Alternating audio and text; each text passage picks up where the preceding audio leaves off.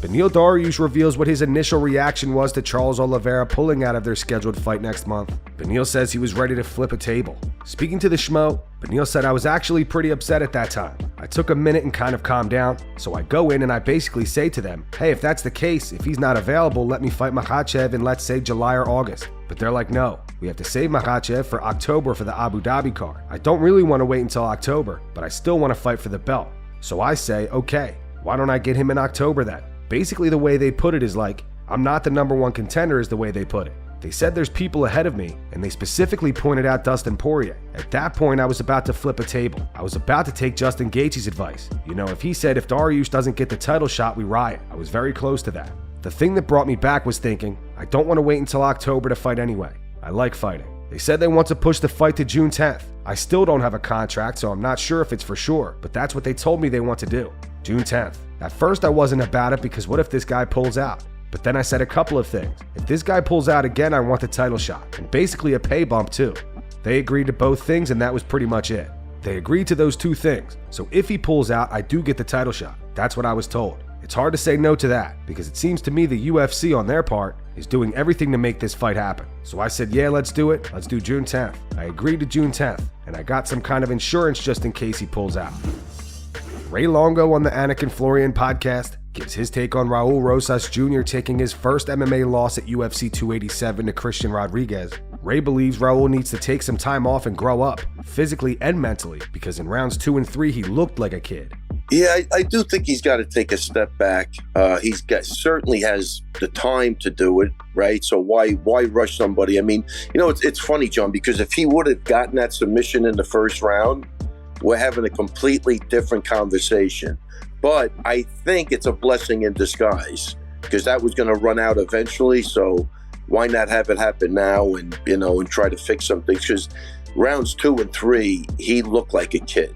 You know what I mean? He was just, even physically, like maturity-wise, he looked like a 25-pounder to me, just getting ragdolled. And you could see, listen, to not have a gas tank at 19 years old is crazy. So, there's other things going on there, I think. But, I think up until this point, everything's been age appropriate. Like even the thing with Aljo, that was like total bullshit. I remember talking to Aljo, like, Aljo's a good guy. You come into the gym, you're rolling with him.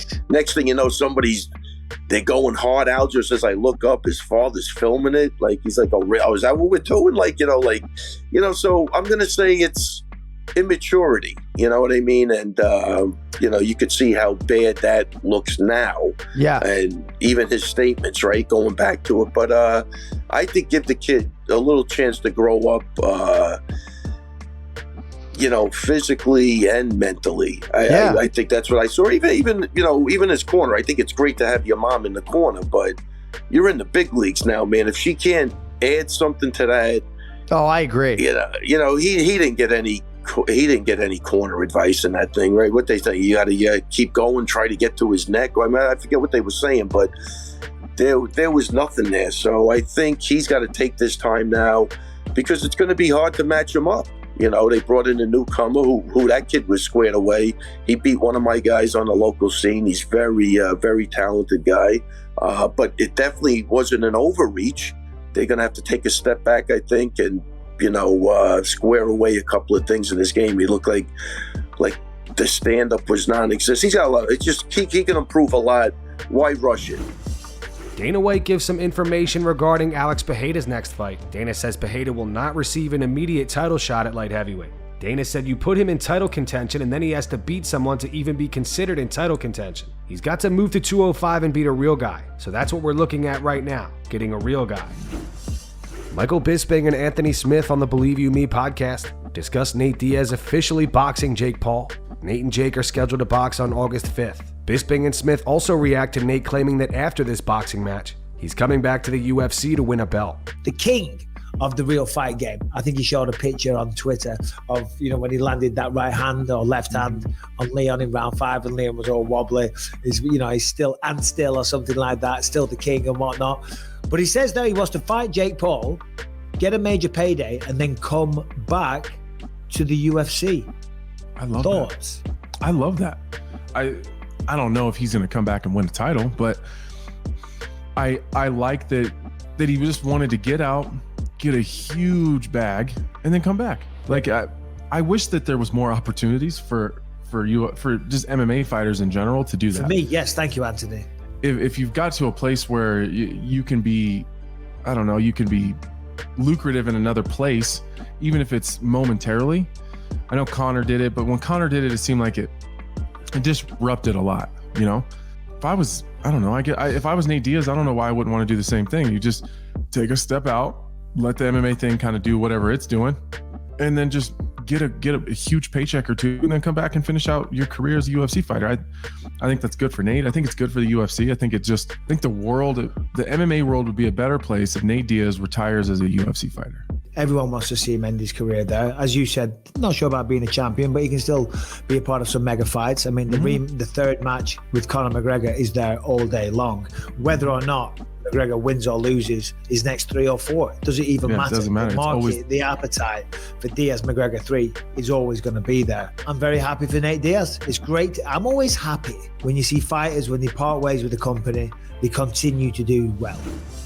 In yesterday's video, we reported on the potential replacement for Charles Oliveira versus Beneil Dariush at UFC 288. As you guys know, Oliveira had to pull out of the fight due to injury. Gilbert Burns called out Belal Muhammad yesterday to fight on the card. Belal replied with a video of him on the treadmill.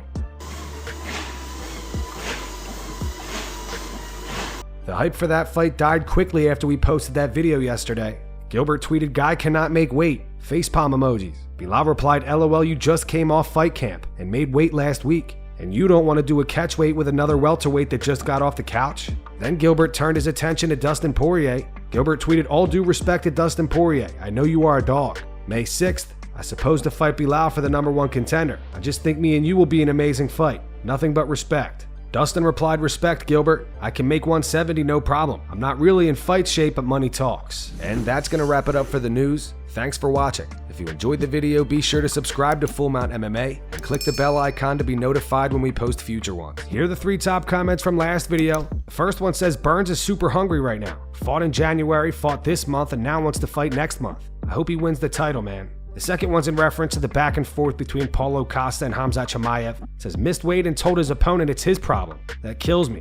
This build-up is going to be amazing." And the final one also says, "Missed weight and told his opponent that sounds like his problem. LMAO Costa is a gem."